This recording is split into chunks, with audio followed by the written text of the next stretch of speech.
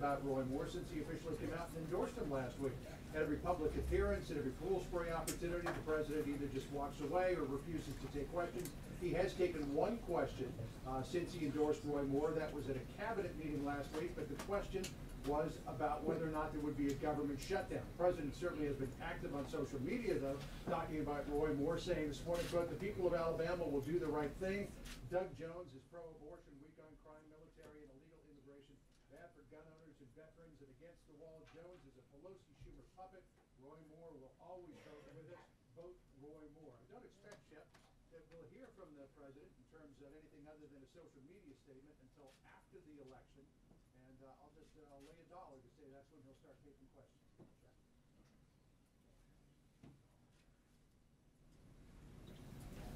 You downloaded the deal.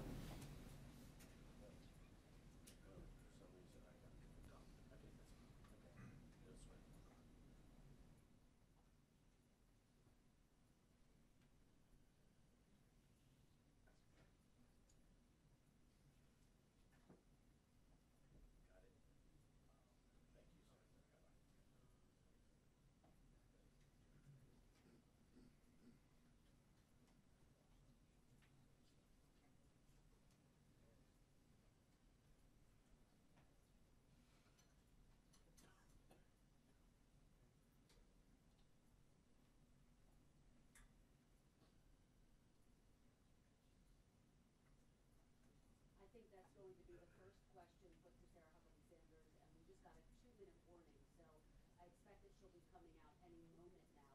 Look, President Trump stepping up his attacks, trying to change the conversation away from these allegations of sexual misconduct, which he has all denied. This is what he tweeted early today, Chris. He tweeted, "Despite thousands of hours wasted and many millions of dollars spent, the Democrats have been unable to show any collusion with Russia, so now they are moving on to the false accusations and fabricated stories of women who I don't know and or have never met. Fake news." Now, of course, there are some pictures of President Trump with some of his accusers. We know that one did The Apprentice with him, so that might be another topic of conversation as well here once this briefing gets underway. But certainly I think you are going to see a real focus on that backlash to the tweet that you started off talking about, as well as the fact that you had more than 100 Democratic lawmakers today calling for a congressional investigation into these allegations. Again, the White House has been defiant, the president has been defiant, insisting they are all false. Chris. It started to heat up yesterday, Shep, when those 4 women came out yesterday and re-aired their accusations against the president. But then it took it to a new level when Senator Gillibrand came out and said that he should step down. You saw the tweet that the president sent out earlier today, a very suggestive tweet. The president also tweeted, quote, "Despite thousands of hours wasted and many millions of dollars spent, the Democrats have been unable to show any collusion with Russia. So now they're moving on to the false accusations and fabricated stories of a woman who I don't know and or have never met." Fake news. We're not sure how narrowly the president is targeting that tweet, because certainly some of the women who have come out and made accusations are people who he does know from the past. It's also interesting to see Senator Warren leapt to the defense of Senator Gillibrand in a tweet saying, quote, "Are you really trying to bully, intimidate, and slut shame Senator Gillibrand? Do you know who you're picking a fight with? Good luck with that, real Donald Trump." I mean, in all my years of covering the White House, I've never heard a senator use the word slut shame publicly. I mean, that's where we are with the level of public discourse these days, Shep. But, you know, it all kind of trickles out of here again. So we'll see where this goes.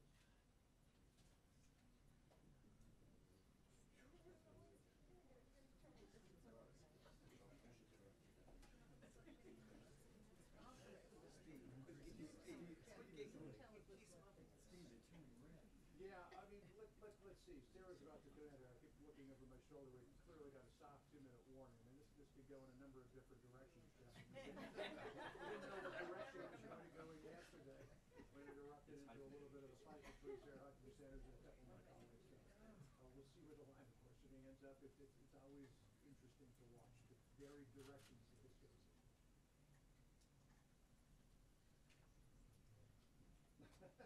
I will. Jeff says hello, everybody. Hello, Jeff. Hi, Jeff. Sarah says hi, Jeff. Good afternoon. Afternoon. Let me start by introducing Francis Cisna, the Director of United States Citizenship and Immigration Services. He's here to provide a briefing on the attempted suicide bombing in New York and how it was enabled by flaws in our immigration system. After he speaks and takes some of your questions, I'll be back up to answer questions on other news. And as always, if you can stay focused on the topic at hand, that'd be great. Thanks so much, Director. Hello. Here to talk to you about yesterday's incident and kind of give you some of the context and perspective in the immigration system, how it works or how it didn't work in this case, and what are the sorts of things that our administration is proposing to change it to make it better. So, as you all know, yesterday the suspect Akayed Ullah was arrested in an attempted bombing in New York City, and there's an immigration aspect to this. The immigration aspect is that he immigrated to this country. He was a green card holder, lawful permanent resident. He came to this country based on a family connection to a U.S. citizen. He was a national of Bangladesh. The U.S. citizen in question was his uncle, and that U.S. citizen many years ago came to this country originally as a visa lottery winner. So this is the general background. I now want to try to explain what all that means, where those terms come from, what the significance of all that is. First, I would explain that for those who aren't aware, our immigration system has two principal components. There's a family-based component through which the suspect in yesterday's attack, alleged bombing incident, came through, and there's an employment-based component. In any given year, we have about 1 million immigrants. 1 million people come here, get green cards, immigrant visas. In fiscal year 15, for example, of that 1 million, about 72% of our immigrants came based on a family connection. And only 6%, or about 1 out of 15, came based on an employment or job connection, job offer. So you can see the immigration system is heavily weighted towards family migration. There are other categories of people that immigrate as well, besides just family and employment-based, including refugees, asylees, and of course the visa lottery people that I just referenced, but those are very small compared to those two larger categories. I want to talk now about these in particular, the family-based, the employment-based, and then the visa lottery. In the family-based migration category, there are multiple categories of people. The principal category of family-based immigrant are called immediate relatives. These are people who are the spouses or children, nuclear family members of U.S. citizens. In a given year, you have about 500,000 people in that category.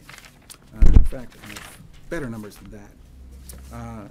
In fiscal year 16, in that category, these are people who are the nuclear family members of U.S. citizens. There were about 566,000 people that immigrated.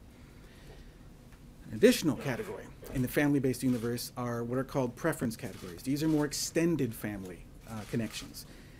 These include, let's see here. These include unmarried, the first category, unmarried sons and daughters of U.S. citizens. Second category, spouses of green card holders. Unmarried sons and daughters of green card holders. Third category, married sons and daughters of U.S. citizens. Fourth category is brothers and sisters of U.S. citizens and their children. That's the category that yesterday's suspect came in under.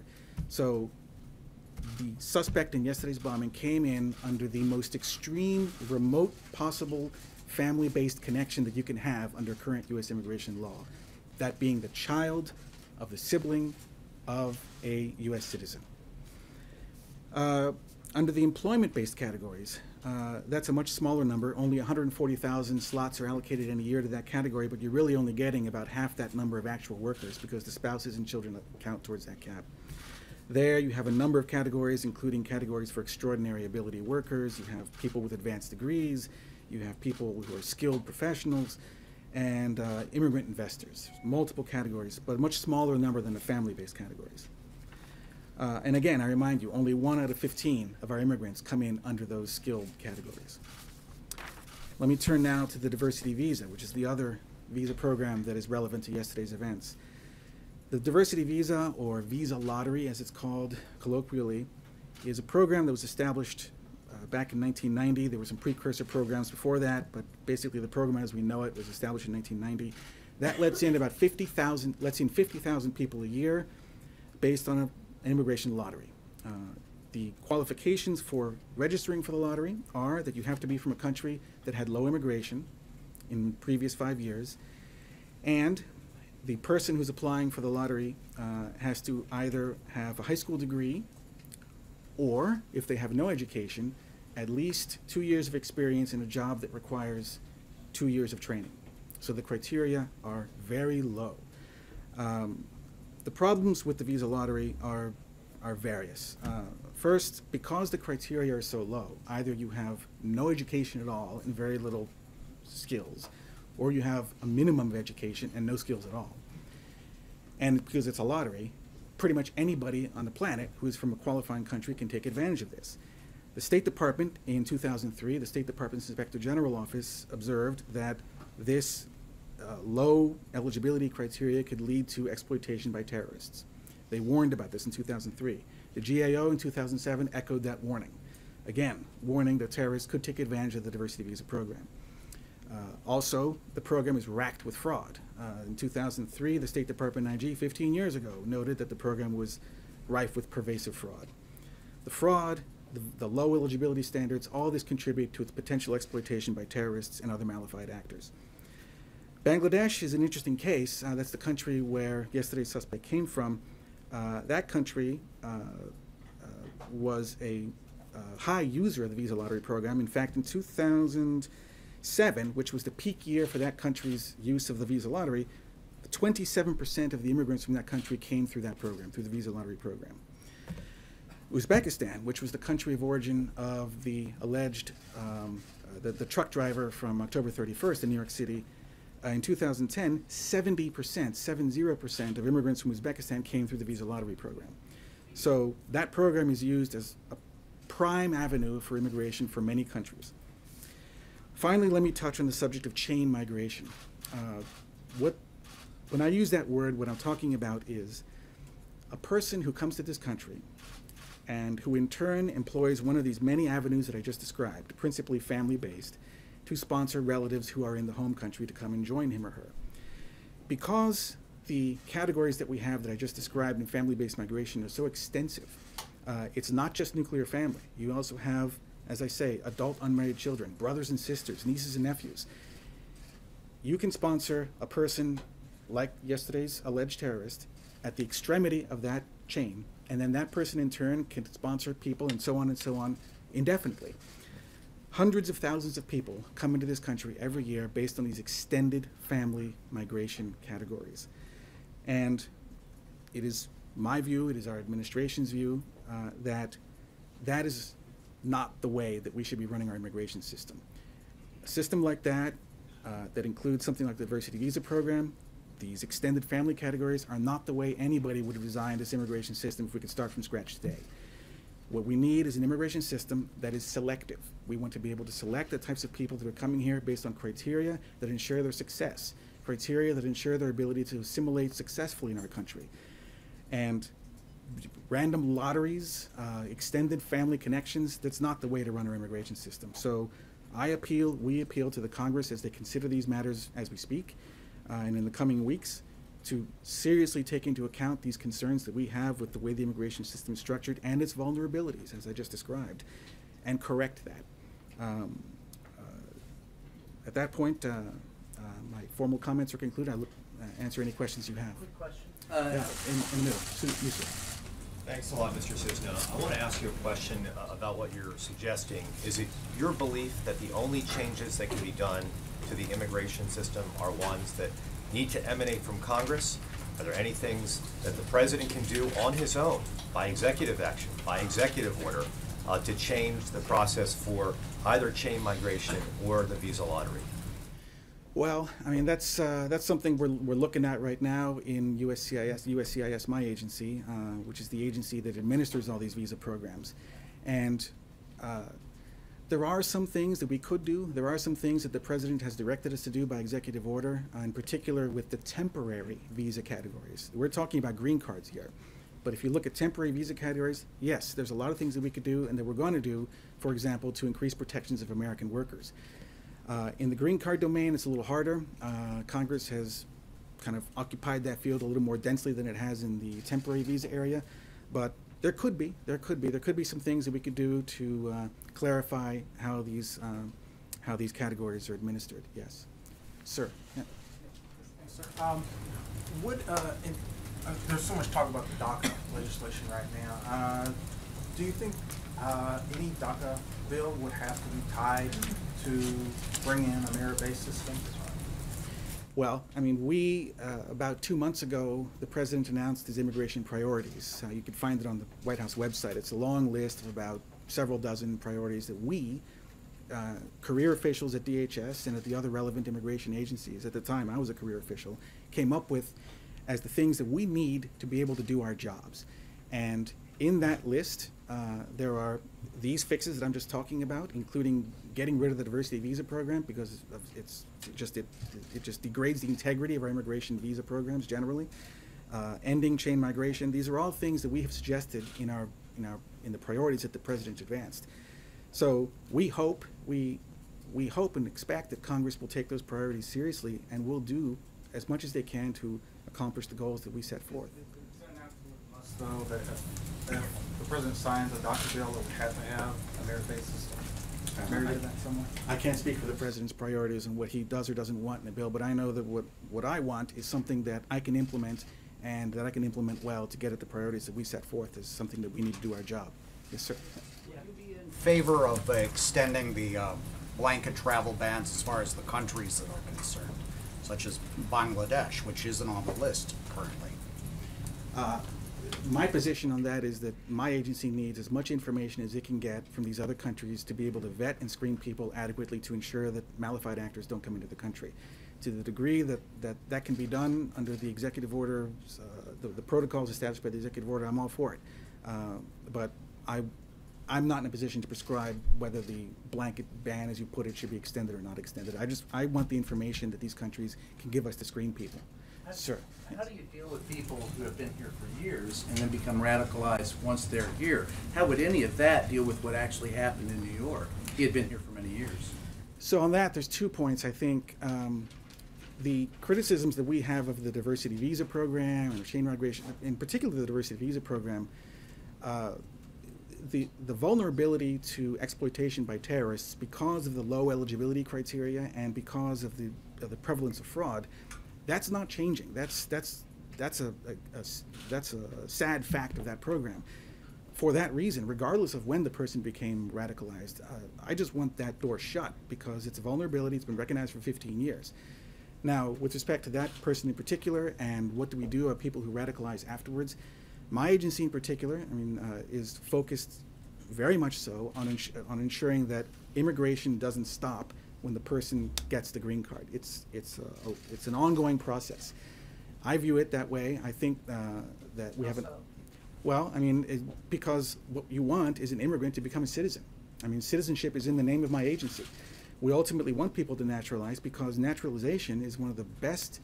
It's one of the best signs that a person has fully assimilated, and it's also, once you naturalize, it's one of the best guarantors of that person's continued success in our society. We want people to naturalize, and my agency is seeking to do everything it can to ensure that people are enabled to do that and succeed in that quest. Table on it? Just to follow up quickly, is it your understanding that the suspect was radicalized before he came here, or do you think that it happened here, and if it did happen before he arrived, then was something inherently missed? No, I have no idea. I don't know. Can you give us any sense of where he picked up this? I truly have no idea if he was radicalized at all. I don't know. I don't know that part of the investigation. Well, you just said that because of the criteria and how low it is, that chain migrant immigrants or diversity lottery immigrants are more susceptible to being self-radicalized. Do you have data on that? No, what I think my point is that if you have immigrant visa programs where the eligibility criteria are low to non-existent or even an outright lottery, you're not selecting for the types of people according to that we want in this country, according to criteria that will ensure their success in our nation, that will ensure that they will assimilate well. I get that as a matter of priority, you want to select the immigrants, not just have them come in. I get that part, but Right. you seem to be saying that these kinds of immigrants are more likely to become terrorists. No, what I'm saying is that if you have a system that doesn't select at all, or is barely selecting anybody, we don't know what we're going to get. It's better if we take an active affirmative role in our immigration process and establish criteria that correspond to things that we want to see in our immigration pool. Sir, in the back.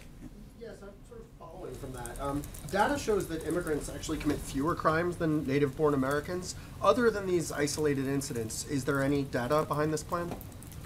Well, I don't know that I agree with your first point. I don't know where that data came from, but I can't comment any further. Examples? Incarceration rates would be one example. That's a bigger debate that I don't know that we have time for here, but based on my questioning the validity of the premise of your question, I don't know that I want to engage in that dialogue at this time. Does this administration believe that immigrants are more dangerous than U.S. citizens? I don't know that anybody has said that. Yes. Just two sort of points of clarification. I have you saying with the diversity visa program that there is a certain vulnerability because of the low eligibility criteria. By that, I think you mean because there's no higher education standard required. I mean, what is it that makes these people more vulnerable to radicalization and becoming terrorists? Well, there's two parts of that. My criticism of the diversity visa program is that the eligibility criteria are minimal or next to nothing, and that there's a random element to it. So, vulnerability. right, the program is vulnerable to exploitation by terrorists because it's a combination of the low eligibility criteria and the ability to defraud the system. Fraud is pervasive, as I said, in the program. So if you are a malified actor and you want to use that program to come to this country, it's easy to fake a high school graduation certificate. Documents said that this suspect was radicalized approximately in 2014. He entered the United States in 2011. So that is why so many of us are asking these questions, because it sounds like you are implying that U.S. intelligence or Homeland Security missed something and this guy was radicalized. Well, I'm not implying that at all. No. I'm just talking about the immigration programs. I'm not talking about this one guy. I don't have sufficient. Isn't actually effective at screening out terrorists. You're saying when they get here, because these people are more vulnerable, if they come in on this program, they're then subject to exploitation more easily? No. What I'm saying is that We're just not getting the nexus to terrorism. The nexus to terrorism is that if you have a visa program that is easily exploited by malified actors, including terrorists, But you because don't know that he did that. I don't know that he didn't come in on the visa lottery program. He came as an extended family-based immigrant. Right. But I'm saying with respect to the diversity visa program, which is also at play here, that program is, as the State Department IG found 15 years ago, and as the GAO confirmed in 2007, exploitable by terrorists or malified actors because the criteria are so low and easily faked. And it's a lottery. So there's on multiple levels. It's an open door. It's problematic. It needs to shut. That's what I'm saying about that. With respect to the individual in yesterday's attempt, I would say I don't know. I don't have a command of the facts relating to the investigation as to whether or if he was ever radicalized. What I'm saying is if you have any sort of visa program which is minimally selective, which is based solely on chance or lottery or low eligibility criteria, then we as a government aren't doing our job in picking the people that come to this country in a competent and careful and intelligent way. And if we're not doing that, bad guys can come in. Are lottery We'll winners take one vetted? last question. Are lottery winners vetted? Yes. Oh yes. Yeah. Yeah. So it's screening, not. Oh yeah, that's they're the screened like any other immigrant. Yeah. Yeah. problem. So that's an intelligence failure, then. I don't know that there was any failure. Yes. Last question. Yeah. We know from your confirmation hearings testimony that both your mother and your mother-in-law are immigrants. How did their experiences shape your thinking on this position, and do you have any reason to believe that they would still have been able to come in and lead productive lives as Americans under the tightening that you're looking at now? The fact that my own mother and my mother-in-law are both immigrants has indeed influenced everything. I mean, that's one of the reasons why I'm interested in this field, why I'm interested in it, why I very passionately carry out my duties every day. I think, though, that, you know, a policymaker or a citizen who's examining all these questions should not be handicapped or shackled by previous immigration programs from which we all benefit. Everybody in this room has benefited from the immigration laws of the past. That doesn't mean that every generation doesn't have its own prerogative, its own duty and responsibility to look at the situation that we have now and determine for itself, ourselves, whether the immigration laws should be changed. It's perfectly rational. So moving forward, maybe we'll change things. Thank you so much. Sure. Thank you. Thank you, Director. Continuing with national security theme, as many of you saw this afternoon, the President signed the National Defense Authorization Act. This legislation, which was approved with bipartisan support, represents an important milestone in the President's plan to rebuild our military and bolster our national security. For the first time in 7 years, we are increasing rather than shrinking the size of our forces. This NDAA also provides our military service members with the largest pay increase they've seen in 8 years. To put into historical context, it authorizes one of the largest defense spending increases since the days of Ronald Reagan. Previous administrations sadly oversaw deep cuts to our armed forces with serious implications for our military readiness and capabilities. This hindered the fight against ISIS and other enemies of freedom and made our people less safe. In signing this bill today, the President once again made it clear that we are serious about enhancing military readiness, expanding and modernizing our forces, and providing our incredible men and women downrange with the tools they need to do what they do best, fight and win. President Trump also called on obstructionist Democrats in Congress to stop threatening to shut down the government. As the President said, at this time of grave global threats, Congress should send a clean funding bill to his desk that fully funds our great military. We certainly hope that will happen, and we look forward to that taking place. And with that, I will take your questions. Cecilia. Thank you, Sarah. The President said today that Senator Gillibrand would do anything for campaign contributions. Many people see this as a sexual innuendo. What is the President suggesting? I think that the President is very obvious. This is the same sentiment that the President has expressed many times before when he has exposed the corruption of the entire political system. In fact, he's used similar terminology many times when talking about politicians of both parties, both men and women, and certainly in his campaign to drain the swamp. The system is clearly broken. It's clearly rigged for special interest, and this President is someone that can't be bought, and it's one of the reasons that he's President today. So you're saying that this quote, Senator Gillibrand would do anything, is a reference to campaign contributions in Washington, the swamp. This has nothing to do with her being a female. What is he alleging would happen behind closed doors with her?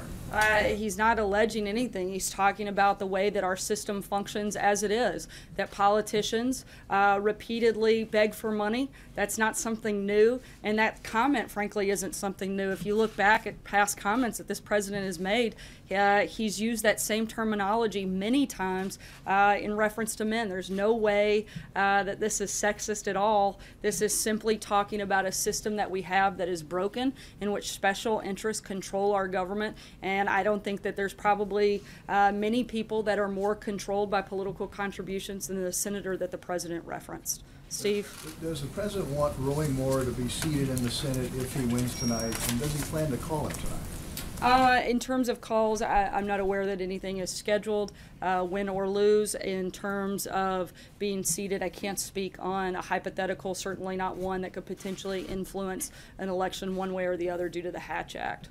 John?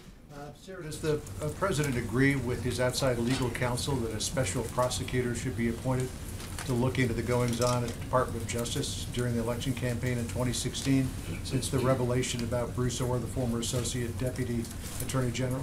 I think it's something that certainly causes a lot of concern, not just for the President and the administration, but I think probably for all Americans, and something that if we're going to continue to investigate things, let's look at something where there's some real evidence and some real proof of wrongdoing, and this looks pretty bad, and I think it's something we should certainly look at. Dave? So would he support the appointment of a special prosecutor to look into this? I haven't asked him that directly, but I know that he has great concern about some of the conduct that's taken place, and something that we certainly would like to see looked at. Dave?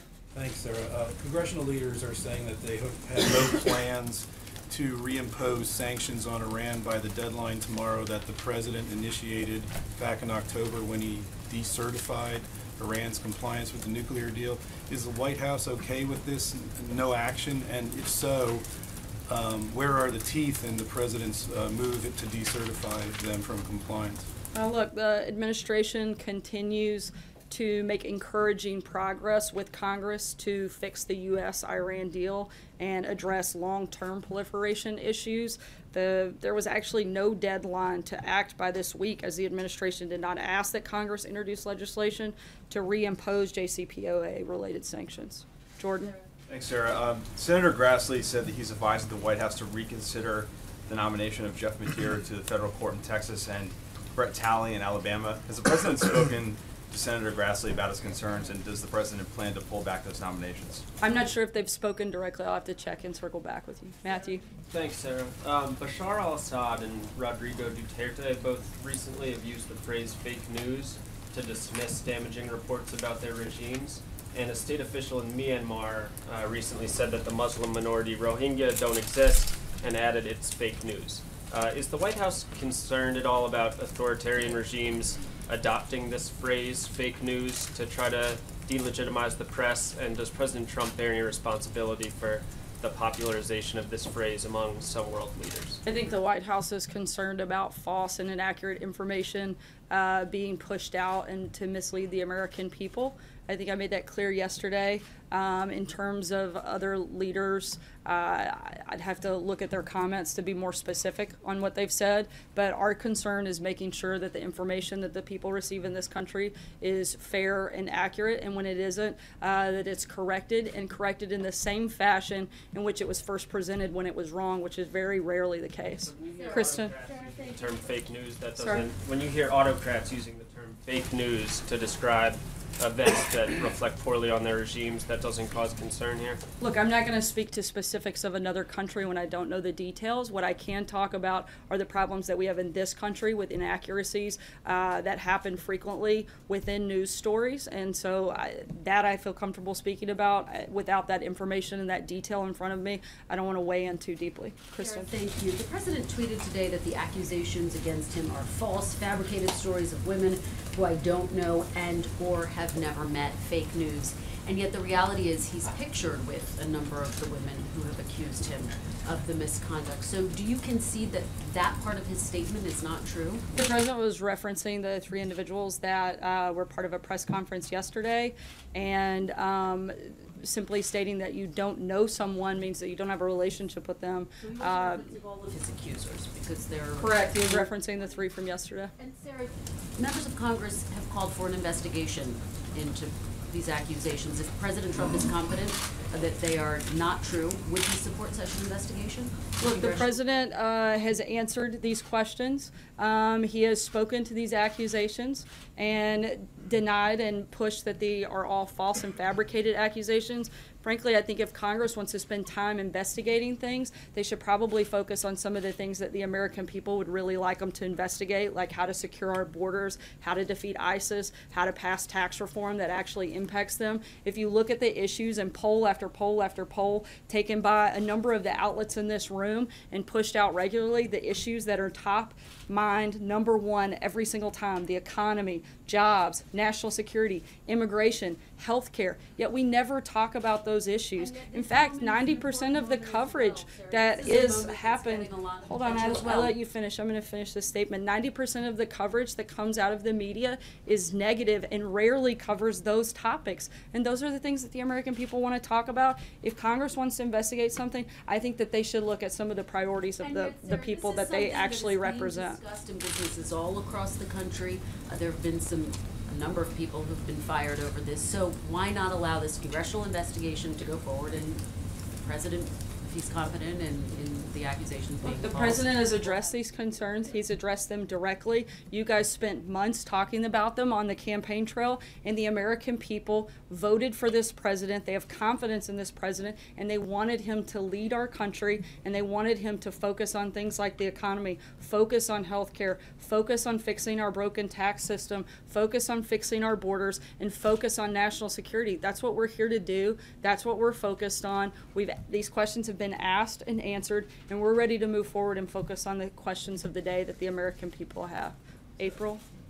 Gillibrand owed an apology for the misunderstanding from the president's tweet this morning, because many, including the senator, thinks that it's about sexual innuendos. I think only if your mind is in the gutter would you have read it that way. And So no. Hunter? No, it's not.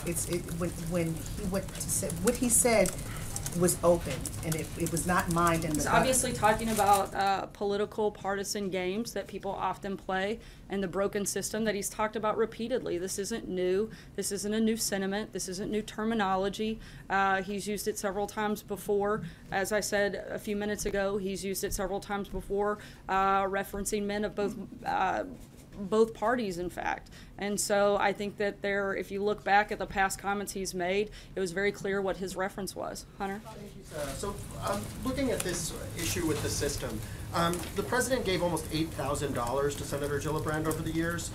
His daughter also gave her $2,000. What specifically did they get for these contributions if she was offered? Look, I think oftentimes what you do, you're getting access. A member of Congress will take your phone call, they'll take your meeting, and if you're driving something as a businessman that the president may or may not have been driving at any particular point, you can talk to that individual about it, and sometimes they carry your water. That's the reason that we have a broken system. That's a reason that often special interests control our government more than the people do, and that's one of the reasons that this president ran to be president. And it's one of the top reasons I think that he won and that he's sitting in the Oval Office today and Hillary Clinton's not, because he couldn't be bought, and everybody knew that she could because they'd seen it time and time again. Is he admitting that he bought access in a corrupt way?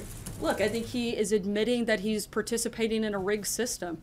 He said that on the campaign trail. He knows how the system works. I think it would be disingenuous for anybody not to understand that, but at least this president is being honest about the process and his willingness to actually fix it and drain the swamp. Mara?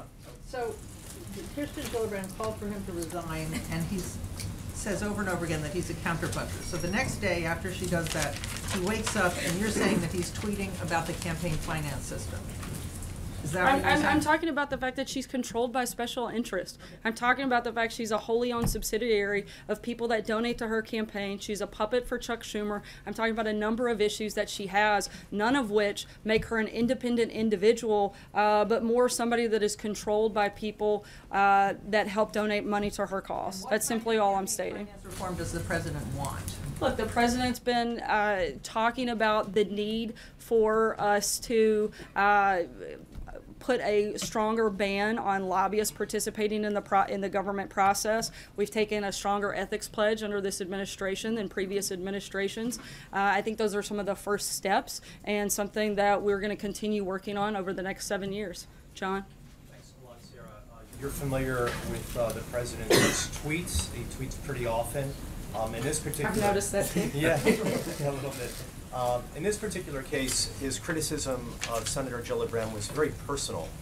Why must you criticize in such personal terms? He called a sitting, elected U.S. senator a lightweight. Why go after her in such a personal manner? I don't think that's all that personal. I mean, if you want to talk about personal, look at the comments that she's made about this president over the last several months.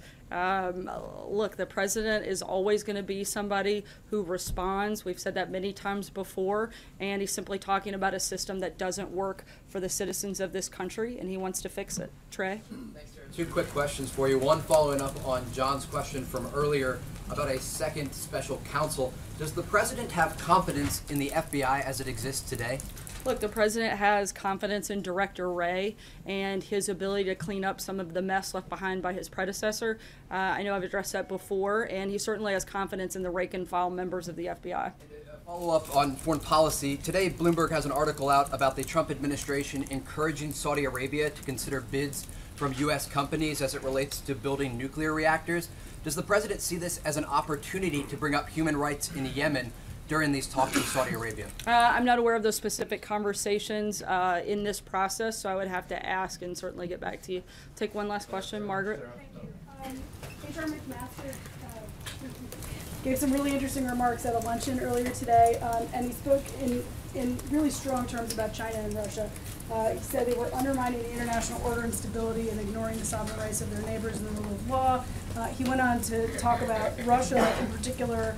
He didn't use the words election meddling, but he talked about subversion, disinformation, propaganda, and basically pitting people against each other to try to create crises of confidence. So what I wanted to know is, does the president agree with all of General McMaster's statements, and is that a foreshadowing of a national security strategy that will take a harder tack on Russia and China than the administration has so far? Look, I think we've been very hard on Russia from the beginning. There have been sanctions. We've increased energy exportation from this country, and we've done things to put pressure on Russia, asking them to engage in a bigger and greater way on some of the common enemies that we face. In terms of like a rundown, I haven't had a chance to sit down with the president and go detail by detail, but General McMaster certainly is someone who understands and knows the president's feelings and our relationships with foreign partners,